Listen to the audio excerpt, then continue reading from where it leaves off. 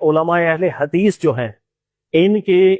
کچھ خصوصیات آپ لاکھ اختلاف کریں، آپ کر سکتے ہیں، کرنے کا حق بھی رکھتے ہیں، لیکن چند چیزیں ایسی ہیں کہ جو علماء اہل حدیث ہیں انہوں نے یہاں پر کی انقلابی صورتحال پیدا کی بر صغیر کے ماحول کے اندر۔ نمبر ایک اس کے اندر یہ کہ ہمارے یہاں عوامی سطح کے اوپر جتنی بدعات کا اور شرک کے حوالے سے جو ایک ماحول تھا، اس کے اوپر بند باندھنے کے لیے جتنی کاوش ان لوگوں نے کی، اللہ تعالیٰ اس کا اجر انہیں عطا فرمائے۔ کوئی شک نہیں کہ اگر علماء اہل حدیث یا ان کی محنتیں، ان کی کاوشیں نہ ہوتیں تو یہ سلسلہ جتنا مزید بگڑ چکا ہوتا، یہ قابو میں نہ ہے۔ تو یہ کریڈٹ دینا چاہیے کہ ان کے ذریعے سے اور ان کی بھرپور محنت کے ذریعے سے یہ بدعتیں ہیں یا شرکی افعال ہے جو ہمارے یہاں، اس کی روک تھام میں بڑا فائدہ ہوا ہے۔ دوسری چیز علماء اہل حدیث کے حوالے سے میں ذکر کر دوں کہ ایک جسے کہتے ہیں نا تقلیدی ذہن کا خاتمہ، یہ ان کے لیے اللہ تعالیٰ ثواب دے اور مستحق کرے، اس میں کوئی شک نہیں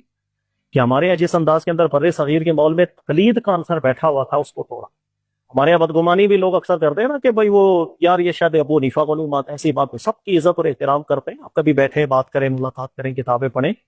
ایسا نہیں ہے کہ وہ علماء کی عزت نہیں کرتے یا مجتہدین کرام کی قدر نہیں کرتے۔ ایک پیٹرن ہے وہ جس کو فالو کرتے ہیں کہ اگر کسی کی بات، چاہے وہ مجتہد ہے، چاہے وہ محقق ہے، امام ابو حنیفہ ہے، امام شافعی ہے، امام مالک حنبل ہے، رسول اللہ صلی اللہ علیہ وسلم کے بعد سیکھی بھی بات اگر دلیل میں کمزور نظر آتی ہے تو وہ وہاں جائیں گے جہاں انہیں قرآن و سنت لے کر کے جانا ہوتا ہے، وہ اس عالم کی، اس محقق کی دعا کرتے ہیں اللہ ان کو ثواب دے، لیکن اس کو ہم عمل نہیں کر سکتے، یہ ان کا پیٹرن ہے۔ لہٰذا وہ تمام علماء کے اقوال کو پڑھیں گے، اجتہادات کو دیکھیں گے، پھر دیکھیں جو بات دلیل میں زیادہ مضبوط ہے اس پر عمل کرتے ہیں۔ تو یہ ایسا نہیں، آپ بیٹھے ہیں علماء کی صحبت لیں، آپ کو پتہ چلے گا، ایسا نہیں کہ وہ مجتہدین کرام سے متعلق کوئی بغض رکھ کے دلوں میں بیٹھے ہوئے، ایسی بات بالکل نہیں ہے۔ اور تیسری چیز یہ کہ یہ میرا ذاتی تجربہ ہے، ظاہر ہے کہ اہل حدیث مکتب فقہ سے میرا تعلق نہیں ہے، لیکن سلام دعا جتنی دوستی یاری میری رہی ہے آج بھی ہے، میں جس تجربے پہ پہنچا ہوں، توبہ کرنے کے اندر یا ان کو پتہ چل جائے کہ ان کا موقف غلط ہے یا دلیل کا اور مضبوط ہے، سب سے زیادہ جلدی سے رجوع کرنے والی طبیعت میں نے انہوں میں دیکھی۔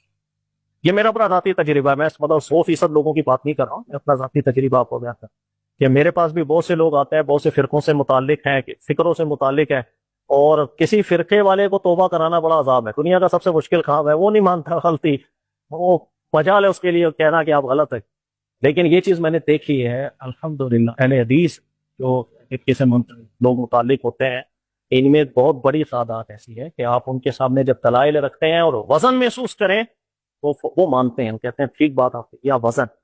اس چیز کا مجھے بہت تجربہ رہا ہے۔ یہ چیز مجھے اچھی لگتی ہے کہ فرقہ واریت کے ماحول کے اندر یہ طبیعت سب سے زیادہ یہاں دیکھنے میں ملی ہے، اس کے مقابلے میں باقی افکار، باقی فرقے، وہ توبہ کرنا تو ان کے نصیبوں کے اندر شاید لکھا ہی نہیں ہے، یا ہوگا تو اللہ جس کو توفیق عطا فرمائے۔ تو یہ چند چیزیں ہیں، اور یہ ساری چیزیں آپ یقین کریں ساجد میر صاحب کے حوالے سے، اور کچھ عرصہ جس وقت وہاں بھی تھا تو میں سنتا تھا ان کی ذہن کی وسعت ایسی، یہ تربیت ایسی ہی کر رہے ہوتے تھے، اور ان کی مسجد کی جو لوگ تھے آپ ان سے بھی اگر ملاقات کریں گے نا، ان کا بھی دماغ ایسا زبردست ہے، سوچ ایسی پیاری ہے، ظاہر ہے وہ جن کو سنتے جن کے ساتھ رہے ہیں تو ان کی ویسے ہی نکھار آ جاتا ہے۔ تو اللہ تعالیٰ توفیق عطا فرمائے، اور یہ جو کاوش علماء اہل حدیث کی رہی ہے اللہ تعالیٰ انہیں بھی قبول کرے۔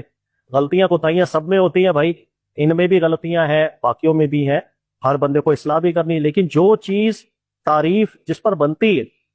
کنجوسی نہیں کرنی چاہیے۔ ہمارے یہاں کنجوسی بھی بہت ہو جاتی ہے، نہیں یا دوسرا فرقہ ہے تو غلط ہی ہوگا، وہ صحیح ہو ہی نہیں سکتا۔ ارے وہ مسلمان ہیں، کلمہ گو ہے، اور بہت قابل لوگ ہیں،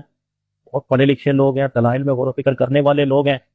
اور آپ یقین کریں کہ ہماری نجی محفل کبھی ہوتی ہے تو اس کے اندر ایسی اگر وہ البانی صاحب کی تحقیق بیان کریں، ان سے اچھی تحقیق سامنے رکھتے تو وہ بالکل کہتے ہیں یار یہ بات وزنی کر کے جا رہا ہے، ٹھیک ہے نا۔